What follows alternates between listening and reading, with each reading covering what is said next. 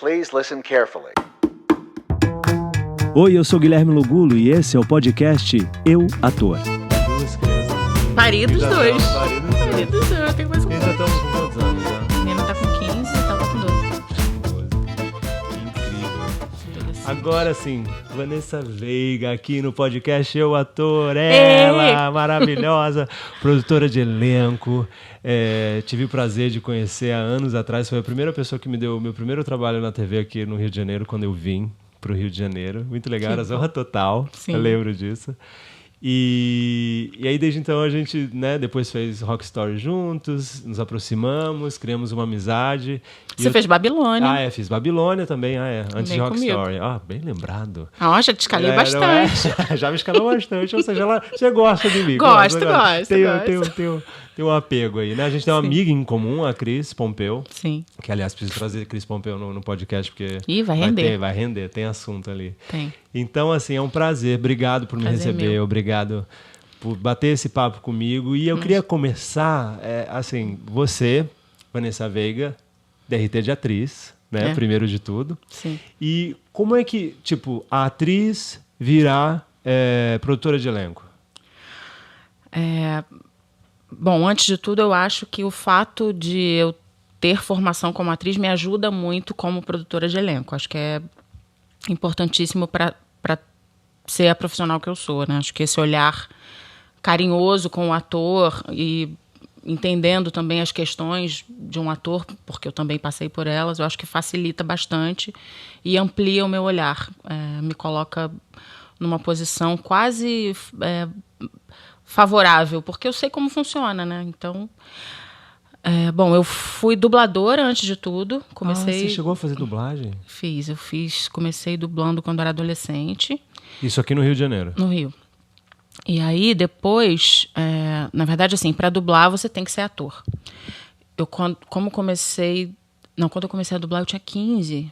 E aí eu já precisava de registro profissional de atriz. E aí eu fui fazer uma escola profissionalizante com 17, na época. Eu estava terminando o colégio, estava no 3º ano. Aí fui fazer uma escola profissionalizante e...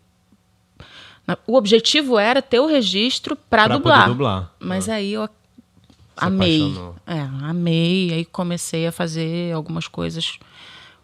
Quer dizer, fiz teatro, me formei, fiz algumas peças de teatro. Depois eu fui fazer estúdio escola de atores, porque eu queria entender sobre atuação para TV, a escola da Sonaira Dávila. E a Sonaira é produtora de elenco, quer dizer, era produtora de elenco, hoje não mais. Era produtora de elenco na época e ela estava fazendo uma novela para a Band chamada O Campeão. E eu, além de ser aluna da escola... Na época, minha mãe acho que eu não queria mais pagar o meu curso. E aí eu comecei a trabalhar na escola para poder ter bolsa. E aí a Sonaira estava montando a novela e eu falava, o que você está fazendo? E ela explicou que estava fazendo produção de elenco para uma novela e ela começou a me ensinar como funcionava. Ela começou a me treinar. Na verdade, ela treinou a mim e a um amigo. E assim... Meu amigo acabou não indo adiante. Vocês ficaram de assistente dela? Ficamos de assistentes dela. E aí foi assim que eu comecei a aprender. E aí, depois eu fui contratada. Eu fazia estúdio escola, fiz um curso, um teste na época para o Caça-Talentos, aquela novela da Angélica. Sim. Fui aprovada, comecei a fazer. Só que... Não sei se você lembra, acho que você devia ser bebê, né? Nessa época. Não, bebê não, devo lembrar. Uma criança. Bom, e aí na época do Caça-Talentos, a gente tinha um cenário super pequenininho. E eu era recepcionista. Eu trabalhava eu ficava na mesma... Eu amava Caça-Talentos. Era legal, né? Eu amava. Era também um dos amava. meus preferidos. Na minha infância era isso. Chegava da escola... Não era de manhã, né?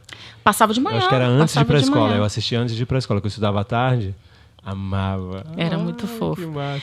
E aí, ali naquela época, o Alexandre Guimarães, que era diretor, era um dos diretores, o diretor-geral era o Carlos Magalhães, o Alexandre Guimarães, que acabou ficando muito meu amigo. Eu ia para gravar e eu não gravava porque o meu cenário estava em montagem. Não, você fica no estúdio, porque tinha um estúdio, era uma televisãozinha, né?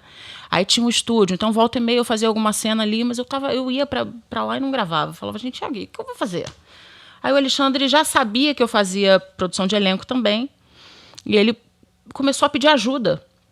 Então foi uma coisa meio informal que acabou virando formal. Porque aí depois o Magalhães, que era o diretor, vendo que eu já estava ali ajudando o Alexandre, me pegou no colo, assim, me abraçou, e eu acabei virando assistente de produção de elenco do produto. Do Caça Talentos? Do Caça Talentos. Então, no segundo ano, eu já estava como assistente de produção de elenco. E ainda tinha seu papel ali ou não? Não, Aí não tinha mais o papel. Não. Aí tirou o papel e virou a produtora de elenco. Isso já estava com qual idade ali? Eu tinha 19, Super 20. jovem. Uma bebê. Uma bebê, produtora de elenco bebê.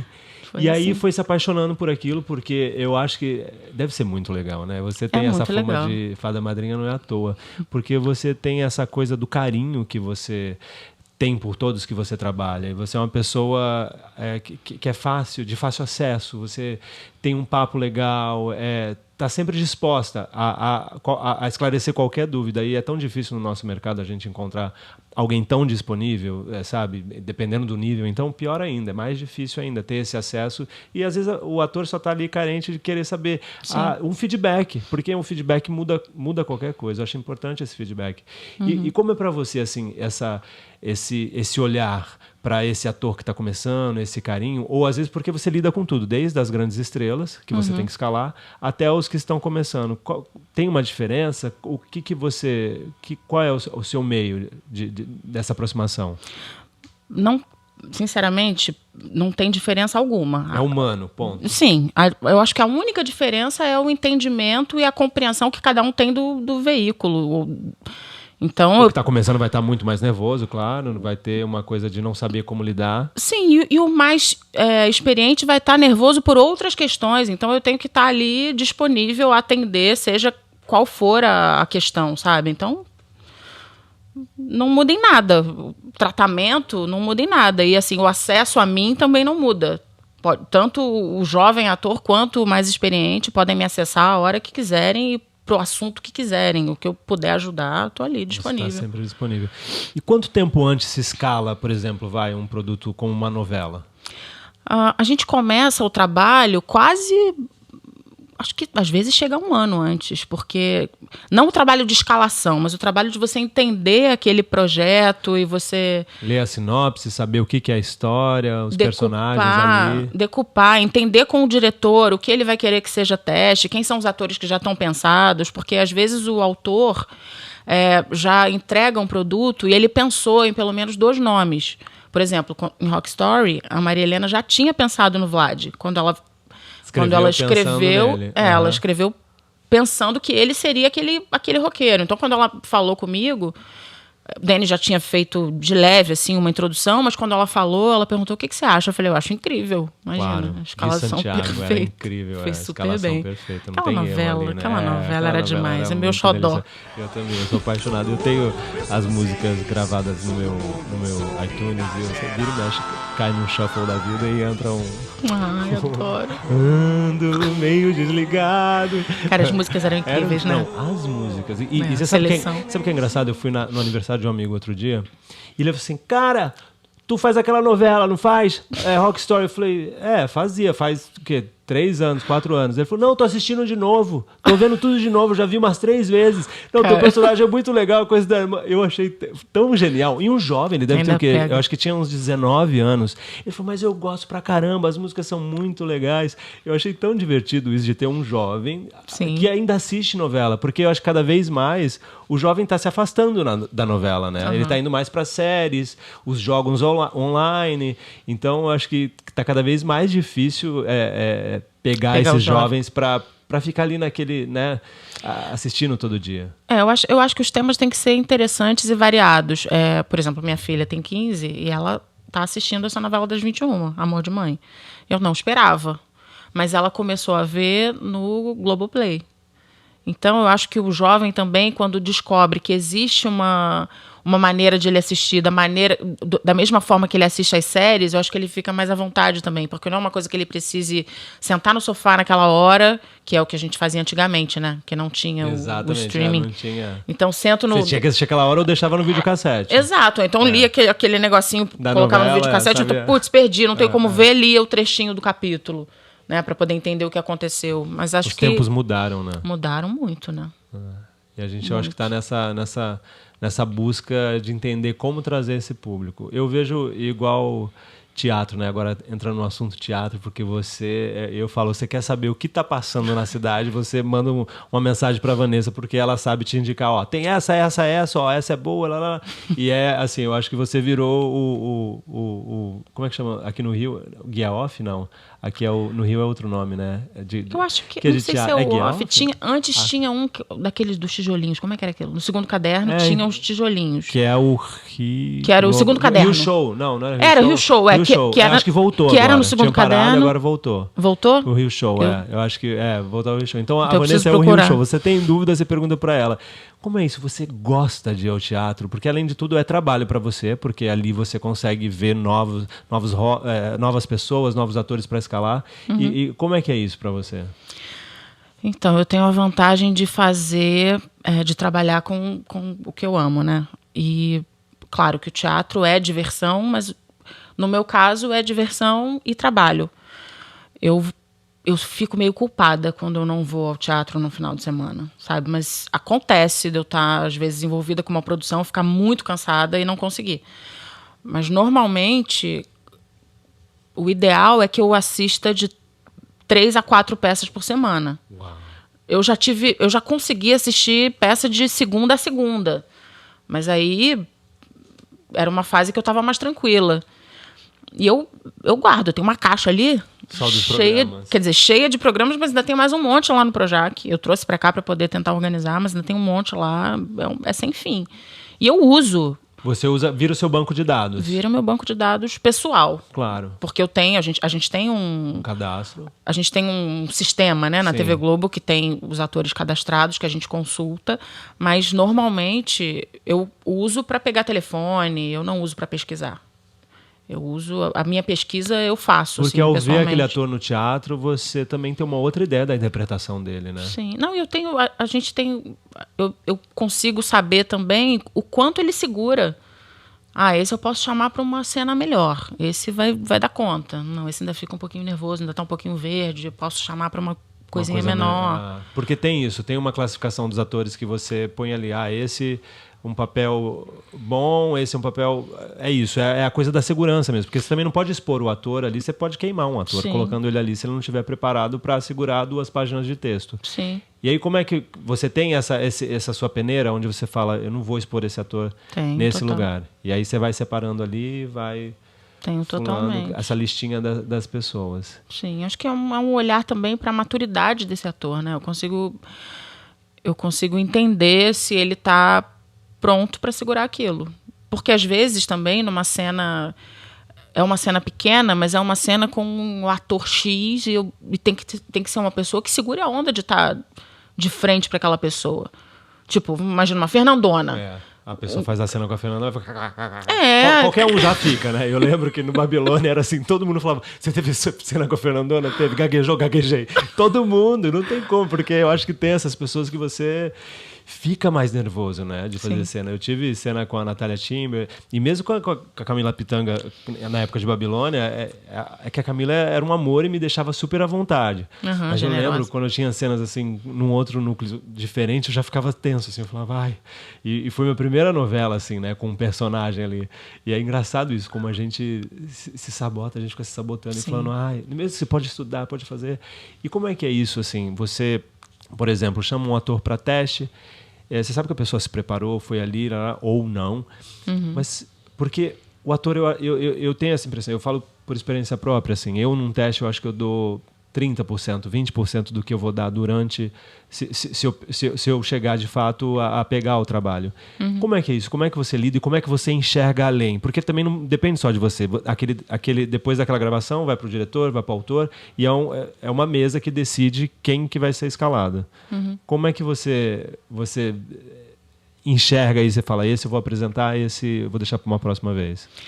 Então, a primeira coisa é que quando eu chamo um ator para um teste, eu mando a cena. Normalmente eu escrevo, porque a gente tem os capítulos, mas as cenas vêm normalmente diálogo. Eu gosto de fazer monólogo para teste. Então, ou eu pego a sinopse, como foi o caso de Segunda Chamada, né? Segunda Chamada, a gente tinha algumas cenas já meio prontas, com textos em tamanho bom, mas não o suficiente para atingir 1 minuto e meio.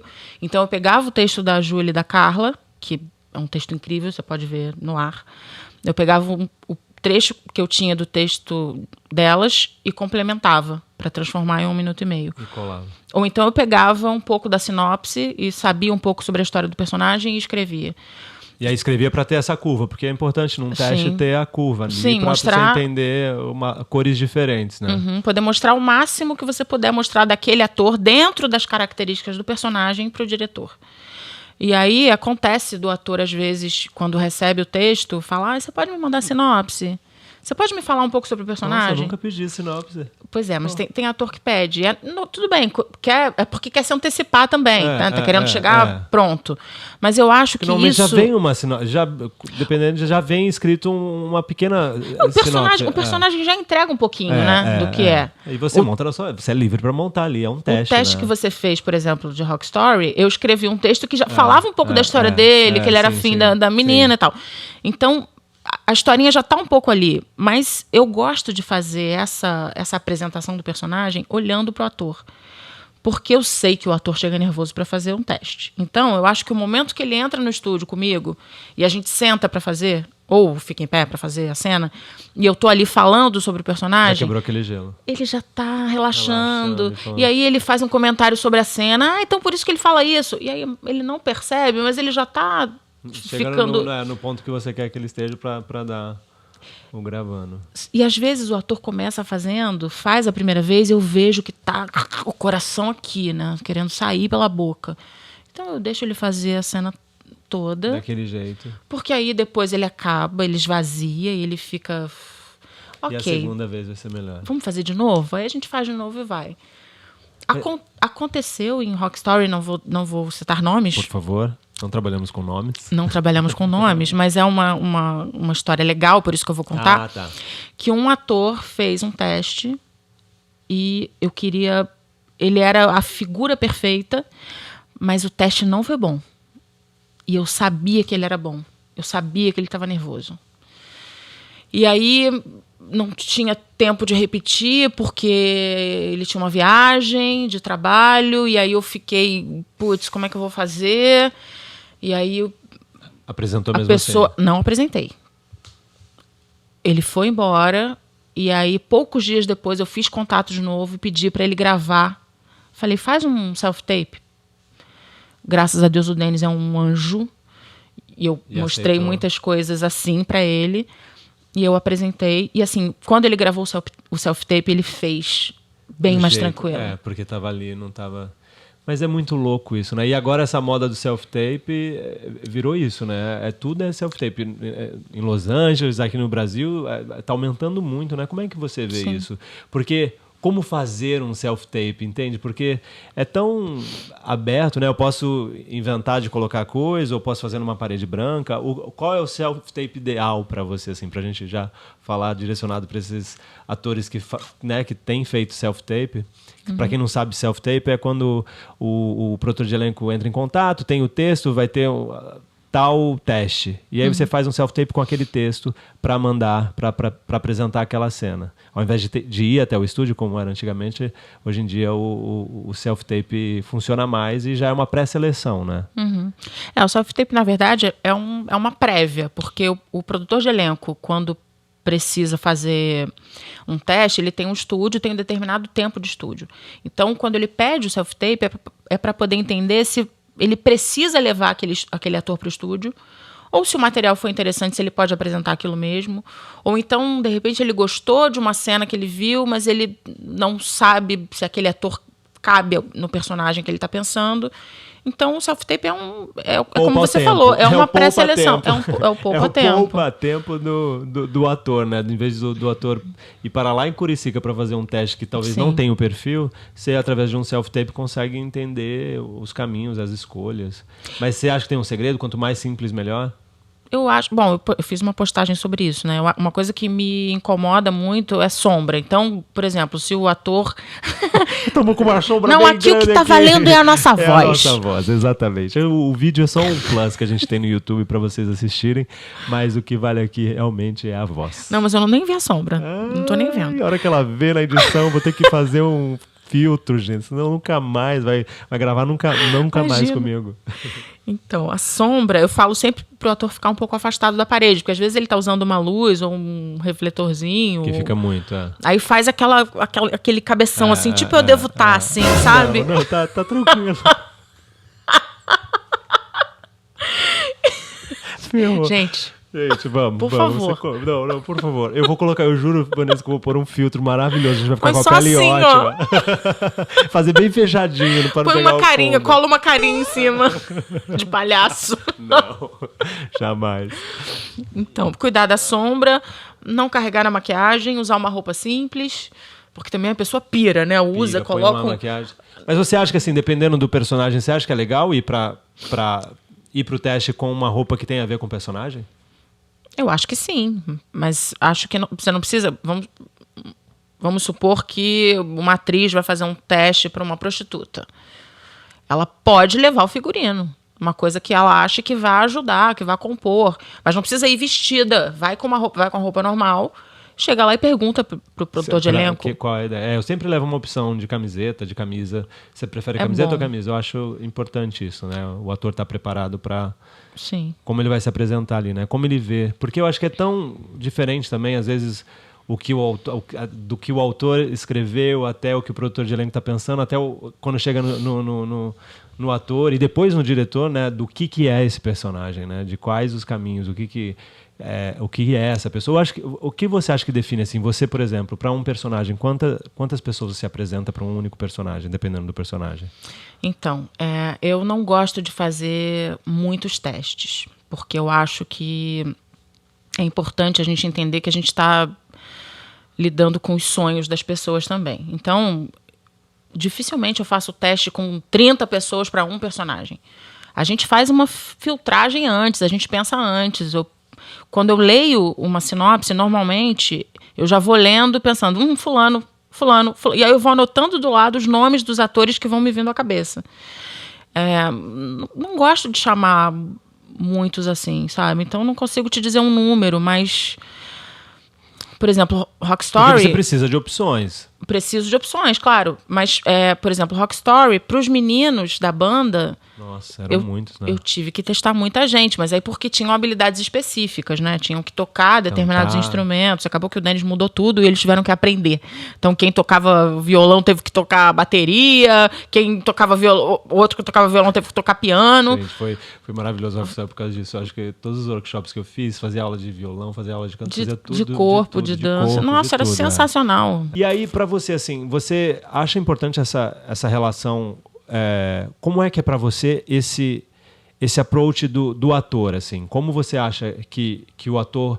Porque é difícil, o ator nunca sabe como chegar num produtor de elenco. Uhum. Se ele manda um e-mail, se ele manda foto, se ele insiste, não insiste. A cada 3 meses eu mando material novo.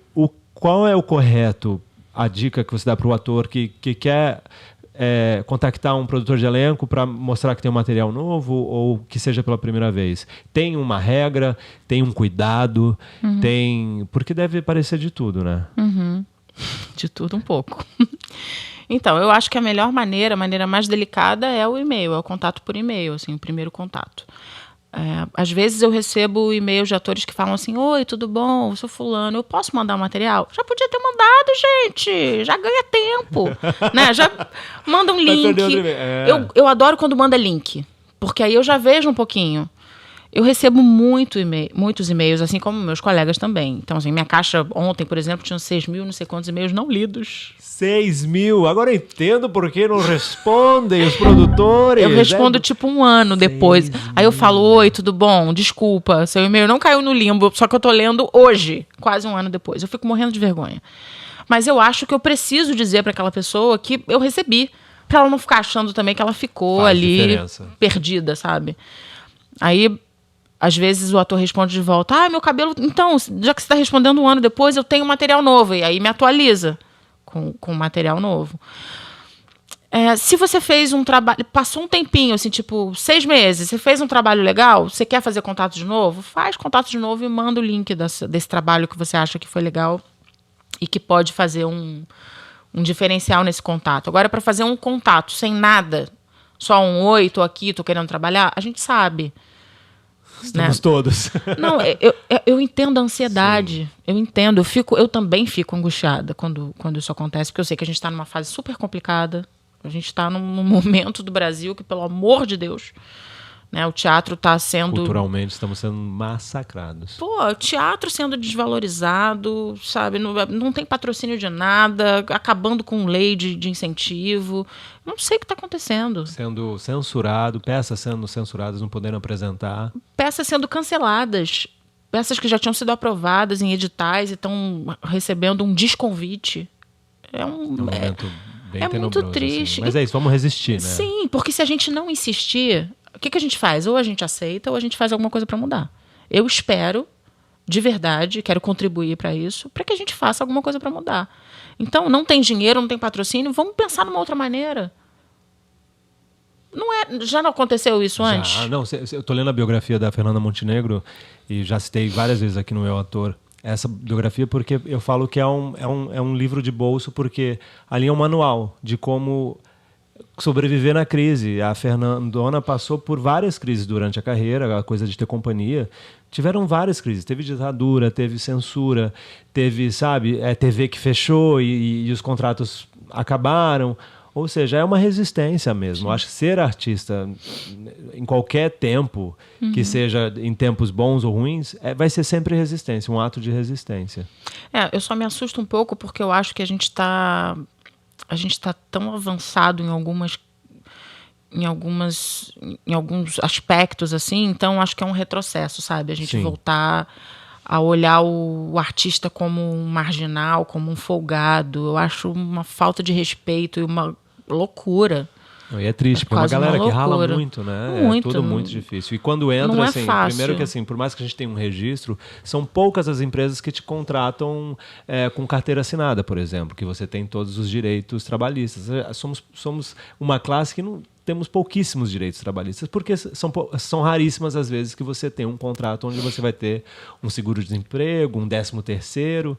Então, realmente, eu acho que é uma profissão para poucos. E assim, para a gente encerrar aqui o papo do Eu Ator, que está incrível, são tantas dúvidas e tantas coisas, então ter a oportunidade de poder te perguntar e esclarecer também para quem está ouvindo e para quem está assistindo no YouTube, eu acho que eu queria entender assim, qual dica você daria para esse ator que está começando agora?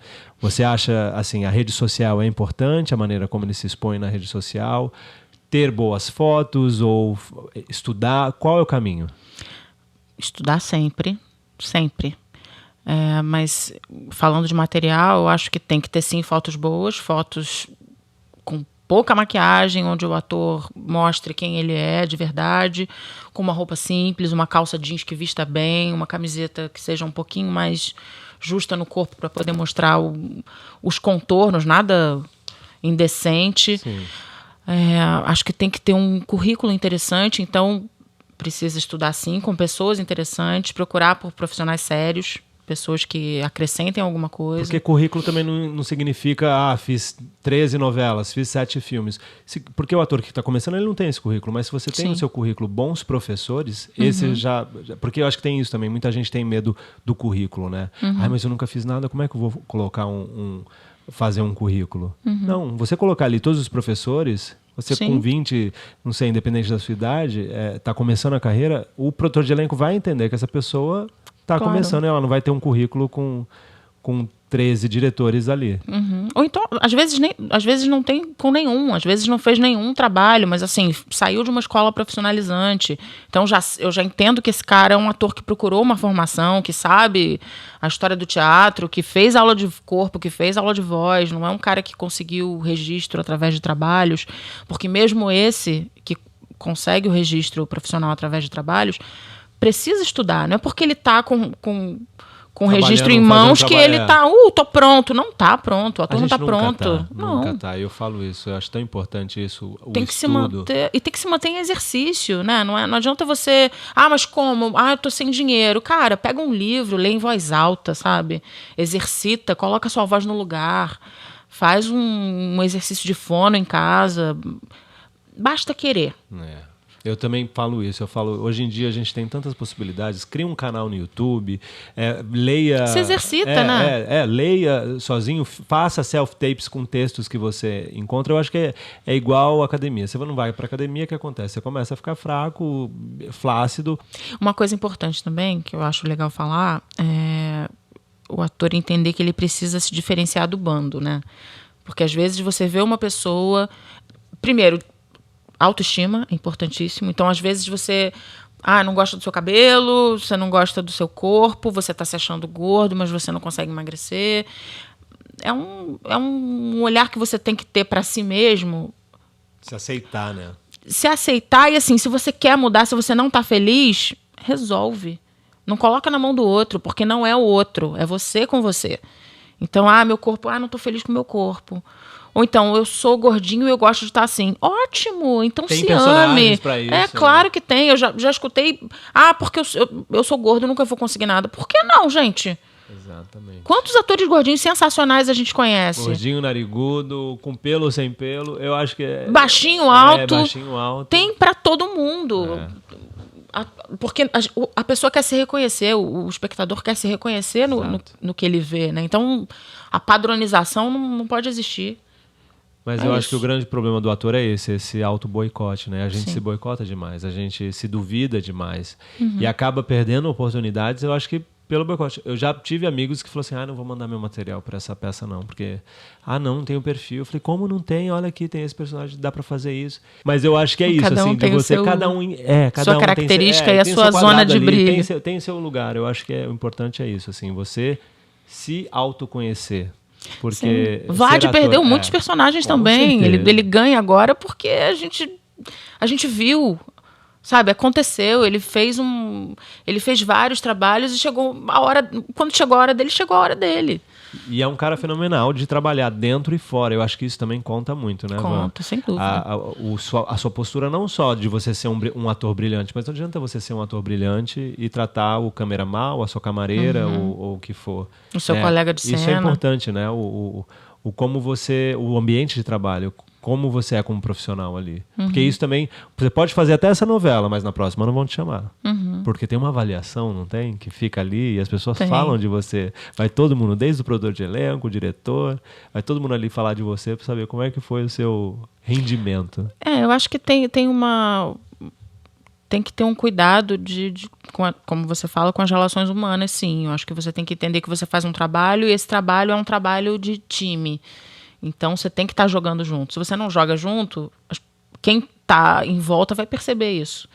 E aí, isso acontece no teatro também, né? Você fala, fulano não é legal. Não vai ser chamado para a próxima peça. Fulano é chato, fulano difícil, atrasa. Nossa, atrasa, isso acontece, isso acontece muito. Fulano não está tão comprometido quanto eu.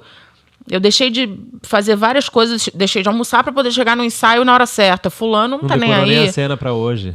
Tem que isso. ter, tem que ser comprometimento, né? Tem que ser bailarino, né? Porque o bailarino tem a coisa da seriedade ali, né? Do fazer, de levar muito a sério, porque é isso, senão não consegue sair do primeiro Grand Plié. Van, que prazer, muito obrigado. Estou muito feliz que eu consegui trazer uma produtora de elenco, porque eu acho que é interessante ter esse olhar também, né? Não só dos atores aqui falando, dos diretores, mas de um lugar onde a gente tem um desafio muito grande, né, com os produtores de elenco. A gente nunca sabe como lidar com o produtor de elenco ou qual é o caminho, e eu acho que você esclareceu muitas coisas no sentido que a galera vai conseguir se inspirar e não encham o saco de Vanessa Veiga, por favor. Você viu que são mais de 7.000 e-mails para responder. Então, quem estiver ouvindo, Vanessa Veiga, ela tá sempre no teatro, então se estiver fazendo peça, é só chamar que ela vai. Mas eu não